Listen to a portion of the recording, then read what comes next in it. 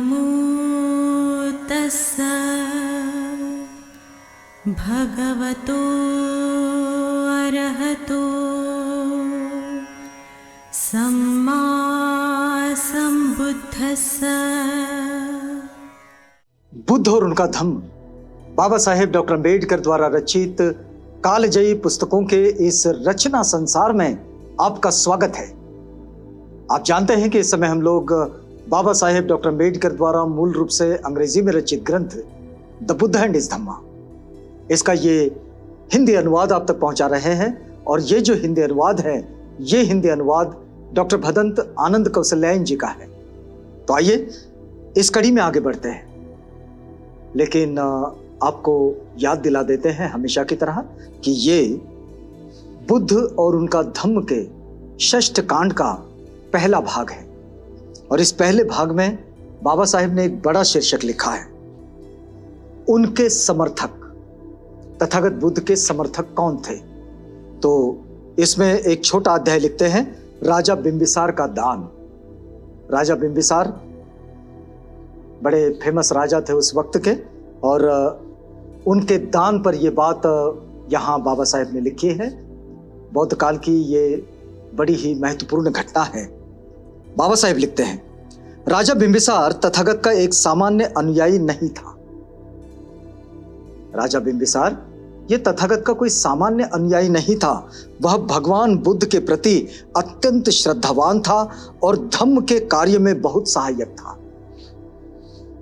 राजा बिंबिसार की दो विशेषताएं यहां पर वे बताते हैं कि राजा बिंबिसार अत्यंत श्रद्धावान और दूसरा धम्म के कार्य में सहायक, यानी कि जिसे सामान्य भाषा में कहा जाएगा धार्मिक। बड़ा धार्मिक व्यक्ति था।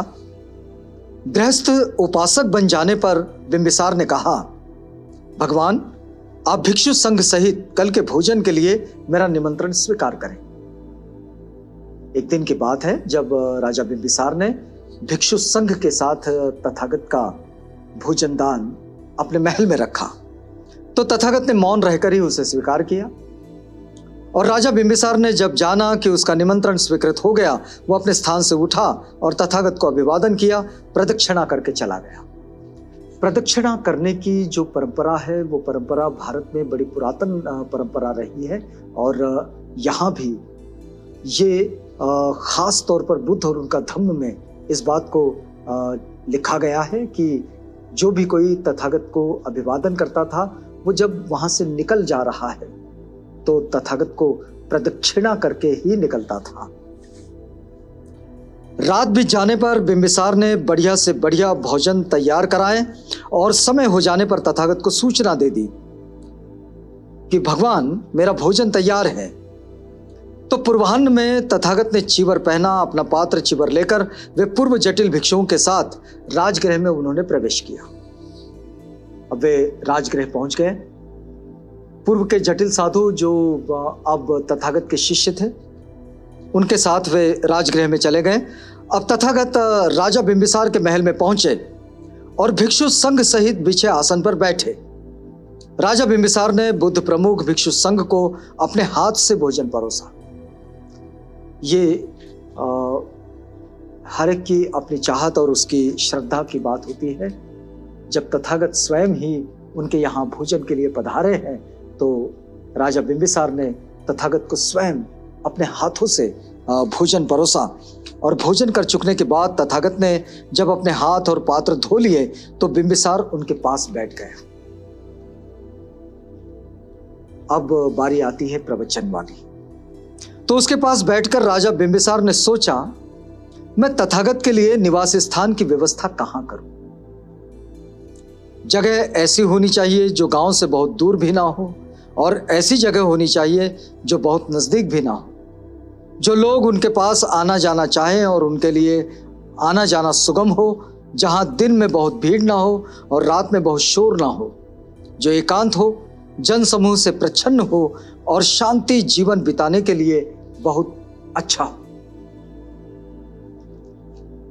राजा बिंबिसार ने इस बात को सोचा कि क्या तथागत के लिए ऐसा कोई स्थान बनाया जाए निवास स्थान कि जहाँ तथागत रुके, भिक्षु संघ रुके, और इसके लिए उसके मन में कुछ बातें आई कि भिक्षु संघ को और तथागत को जहाँ पर रोकना है, जहाँ उनका निवास बनाना है, तो वो ऐसी जगह होनी चाहिए जो बहुत दूर ना हो कि जहाँ उपासक जा ही ना सके, लेकिन इतने नजदीक भी ना हो कि लोगों का शोरगुल भिक्षु संघ को परेशान कर दें, तो ऐसी जगह भी ना हो।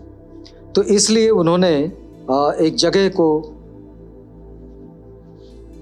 ध्यान में लाया। तो उनको लगा कि मेरा अपना वेलवन उद्यान तो है। उनके पास में वेलवन नाम का एक उद्यान था जो न नगर से बहुत दूर है, न नगर के बहुत समीप है, जो आने जाने के लिए सुलभ है, सुगम है। मैं क्यों न उसे बुद्ध प्रमुख भिक्षु संघ को दान कर दूं। तो राजा बिंबिसार के मन में ये बात आई कि क्यों न मैं वेलुवन को तथागत बुद्ध और उनके संघ को दान कर दूं। तब राजा ने एक जल भरी स्वर्ण झारी ली और भगवान बुद्ध के हाथ पर जल डालते हुए कहा, मैं ये वेलुवन उद्यान बुद्ध प्रमुख भिक्षु संघ को दान देता हूं। तथागत ने उद्यान स्वीकार कर लिया।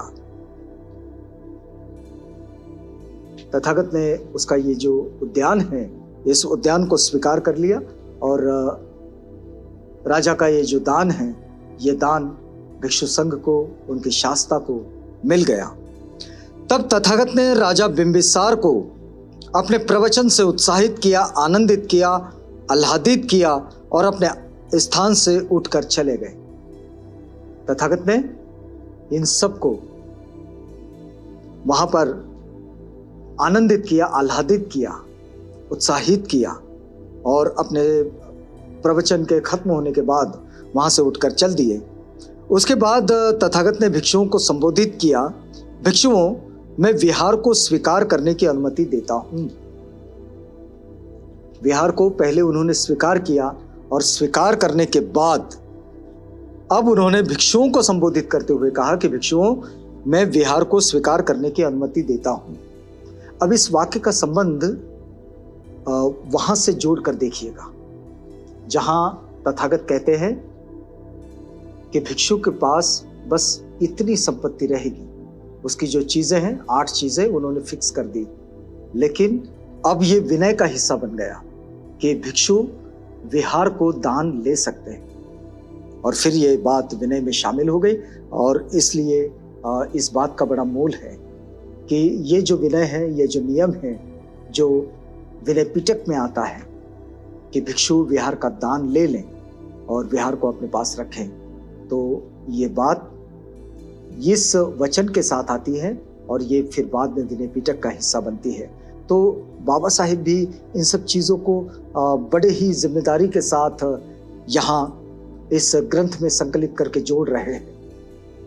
हम पूरी इस प्रक्रिया को देखें कि बाबा साहेब एक बुद्ध धम्म के पुनरुज्जीवन की जब बात करते हैं, क्योंकि उन्होंने 1956 से पहले कई भाषणों में इस बात को कहा है, लेकिन जब उन्होंने बुद्ध और उनका धम्म लिखे तो उन्होंने दीक्षा को ध्यान में रखकर तथागत बुद्ध की इस पूरी शिक्षा को इसमें समाहित किए है। अब एक और शीर्षक के साथ बाबा साहेब आगे बढ़ते हैं। हमने देखा बिंबिसार का दान, अब बाबा साहेब लिखते हैं अनाथ पिंडिक का दान। तो अनाथ पिंडिक के दान पर बाबा साहेब देखिए कैसा लिखते हैं कि उपासकत्व ग्रहण कर चुकने के बाद अनाथ पिंडक एक बार भगवान बुद्ध के पास गया। अनाथ पिंडक पहले तथागत के उपासक बने। उपासक बनने के बाद उन्होंने जब धम्म की दीक्षा ग्रहण कर ली थी, उसके बाद कुछ दिनों के बाद वे तथागत के पास पहुंचे और अभिवादन कर चुकने के अनंतर वह एक और बैठ गए। बैठने के बाद उन्होंने कहा कि भगवान, आप जानते हैं कि मैं श्रावस्ती में रहता हूं। तथागत से कहने लगे कि भगवान, आप जानते हैं कि मैं श्रावस्ती में रहता हूं, जो धन धान्य से संपन्न है और जहां शांति विराजती है। ये धन धान्य से संपन्न है और वहां शांति विराजती है। वहां महाराज प्रसेनजित का शासन है। श्रावस्ती पर वो जहां पर रहते हैं वहां महाराज प्रसेनजित का शासन है। मैं वहां एक विहार की स्थापना करना चाहता हूं। अनाथ पिंडिक कहते हैं तथागत से कि उस जगह पर मैं एक विहार की स्थापना करना चाहता हूं, आप कृपया वहां पधारें और उस विहार का दान स्वीकार करें। ये बौद्धों की परंपरा में बड़ी विशेषता रही कि उपासकों ने विहारों का निर्माण कराया और निर्माण कराने के बाद उसे भिक्षु संघ को दान दिया। अभी आजकल हम लोग जो देखते हैं वो एक विपरीत प्रक्रिया देखते हैं कि कुछ समितियां बनती है, वो समितियां कुछ छोटी जमीन का टुकड़ा खरीदती हैं और वो समितियां उस विहार को बनाने के बाद उसे समिति के पास ही रखती है और अक्सर हमने देखा यह है कि उसमें कोई भिक्षु नहीं होते। उस समिति में बहुत थोड़ी समितियां हैं जहां पर भिक्षु हैं, लेकिन बौद्ध परंपरा ये रही है कि उपासकों ने विहारों का निर्माण कराया, जमीन खरीदी और वो जो बेहतर जगह उनके पास में रही, उस जगह को, उस संपत्ति को, उस विहार को उन्होंने भिक्षु संघ को दान दिया। तो यहां भी अनाथ पिंडक यही करते हैं कि उन्होंने एक विहार को बनाने की संकल्पना रखी और कहा कि उस विहार का दान स्वीकार करें। तो तथागत बुद्ध ने मौन रहकर ही उसे स्वीकार लिया और जब सेठ अनाथ पिंडक घर लौटा तो उसने जेत राजकुमार का उद्यान देखा। अब ये घर लौट रहे थे और घर लौटते लौटते वेदांत तो उनका स्वीकार हो गया। घर लौटते लौटते उन्होंने देखा कि जेत राजकुमार का एक बड़ा सा उद्यान है और उस उद्यान पर अनाथ पिंडिक की नजर गई। अब ये पूरी कहानी है जो बाबा साहेब ने बुद्ध और उनका धम्म में यहाँ पर लिखी है। इस पूरी कहानी से आपको जोड़ेंगे, लेकिन इसके लिए आपको अगली कड़ी का इंतजार करना होगा क्योंकि ये हमारा वक्त पूरा होता है। तो यहाँ रुकते हैं इस वादे के साथ कि कल आपसे पुनः मिलेंगे जब हम यहीं से आगे बढ़ेंगे और जेत राजकुमार, अनाथ पिंडिक और इनके द्वारा दिया गया दान जो कि तथागत के अगुवाई में भिक्षु संघ को दिया गया, तो इन सारी प्रक्रिया से और इस पूरी कहानी से आपको जोड़ेंगे। तब तक के लिए हमें इजाजत दीजिएगा।